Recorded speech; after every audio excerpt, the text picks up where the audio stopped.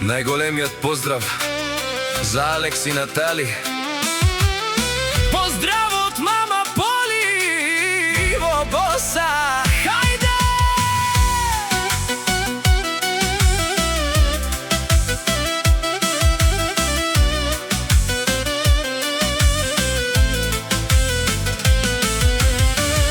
Алекс е момче с добро сърце, силен и усмихнат навсякъде.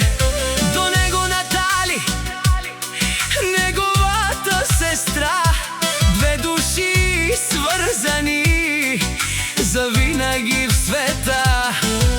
Мама Поли гледа с гордост голяма как растат щастливи под семейната стряха, а Иво Боса без настроение за любов, семейство и уважение.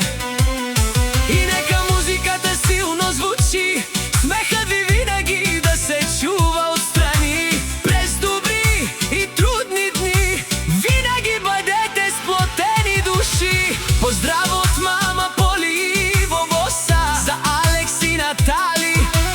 Лети този поздрав сега. Брат и сестра, ръка за ръка, преминавайте смело през света. Нека щастието бъде с вас, любов да грее всеки час. Бъдете здрави, силни, добри и пазете се завинаги.